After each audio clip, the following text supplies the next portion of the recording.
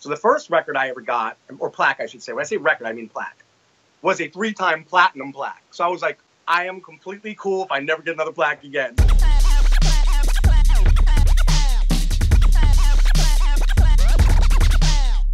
Peace, what's going down? It's DJ Payne 1 for Beatstars.com, and the cool thing about being a member of an online community as large as Beatstars is that you never know who you're in the company of. And today I welcome Mr. Mig, a man whose accomplishments are too numerous to mention in this quick intro, to share his experiences with us. How are you feeling, sir? I am feeling awesome, man. Thanks for having me. You are too kind.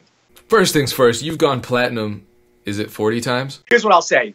I've worked on over 40 platinum projects. I leave it at that. You know, I've done so many different tasks, from being a writer, being a producer, being a remixer, engineer, mastering, made the beats. So in those different capacities, I've been on over 40 platinum projects and 60 number ones on various Billboard charts. Do you have a plaque room in your house then? I literally only physically have maybe 6 or 7 of my plaques.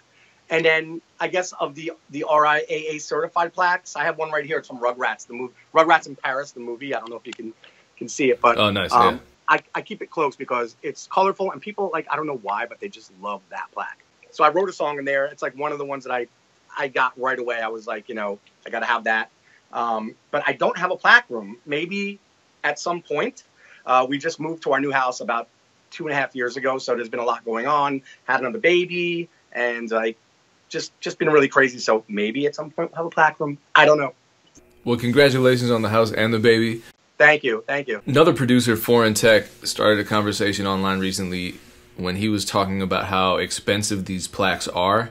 In a lot of cases where, you know, your publisher or the label or your manager doesn't end up buying that for you. In your experience, have you shelled out a lot of money for those plaques, or was that ever a deterrent in why you didn't get, you know, all 40? I'm a really cheap person.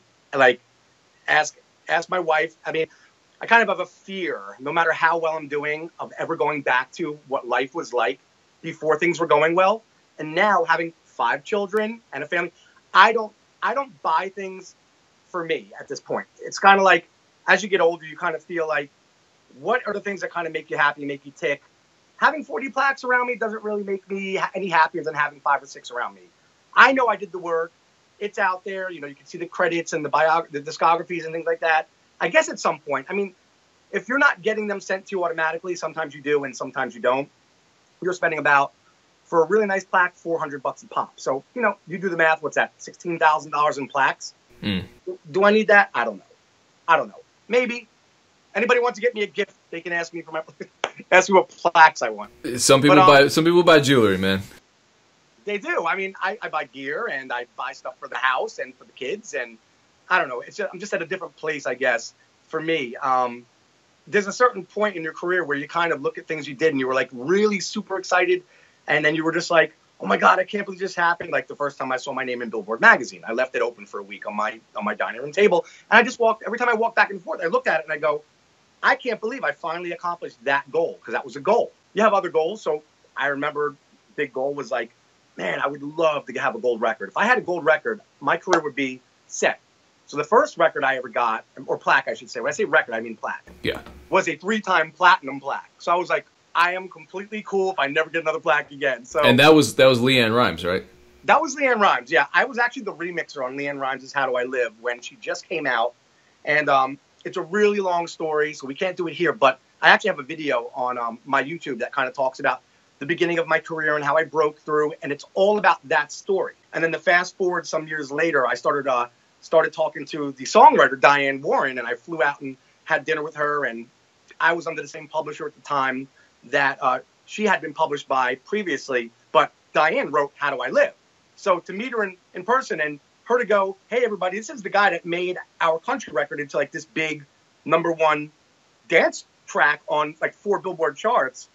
You know, it was kind of cool for me to say, you wrote that. Like, you probably are partially responsible for me even having a career. Had that song not existed and the people that were in my corner kind of getting me in that project, I might not be doing this right now. So making a hit record is just such this huge experience. This is probably one of those questions that's going to torture your brain a little bit. Which of those experiences has been the most memorable to you? Was it the LeAnn Rimes, or was there another crazy experience? I mean, I have experiences that don't even translate into making hit records that surpass anything I've ever done as a producer or a remixer. Like working with your idols and becoming friends with them is like a really huge thing. Like there was a group back in the 80s, and I say in the 80s, I was a little kid. Yes, I'm old. But they inspired me to have a music career, and it was called The System. Do you remember them? Mm-hmm, yeah. Well, I was born in the 80s too, so... Don't Disturb His Groove and You Are In My System.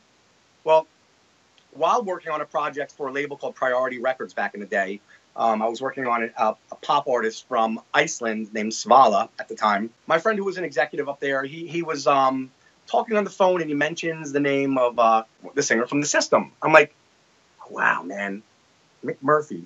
He's like, what? I'm like, I would die to meet him. He's like, he's going to call you in 5 minutes. I'm like, stop. 5 minutes later, I got a call. So we got together. We started writing. We're friends many, many years later. It's actually him and David Frank. And David was responsible for like Christina Aguilera, Genie in the Bottle, and a whole bunch of other records. I guess just overall, just having my name on a lot of these projects. Like I have a few Beyonce projects, a few John Legend projects, some projects that were like right from the gate. Like when John Legend did Ordinary People, I had just walked into the offices up at Sony, and the executive at the time was KP Kawan Prather, and I walked out of that office with a bunch of records, and one happened to be Ordinary People by John Legend, and I got to do like dance record on it, and then I did 4 or 5 other ones, and then I ended up working on Michelle Williams, and we had a big dance record in the summer, and I ended up being called from Sony to DJ her album release party. So which Michelle Williams record was it? It was called We Break the Dawn. Okay, I supported that record. I had just started in radio around that time. Crazy, man, because that record was like on Access Hollywood's like top 10 records of the summer, and like it's just, I don't know, man. I know I'm ranting a little bit because there's so much that has happened in the last 20 plus years that it's like it's hard to really pick 1 or 2 incidents that are like the most amazing. I kind of think there's a lot of things going to still happen because I'm involved in a lot of different things right now. Kind of waiting for that one to top everything else, but definitely hanging with Diane Warren and Mick Murphy from The System, and I produced records on some other legends like Kathy Sledge from Sister Sledge, and I've met a lot of everybody, and kind of it's crazy, man. It's been a really great ride so far.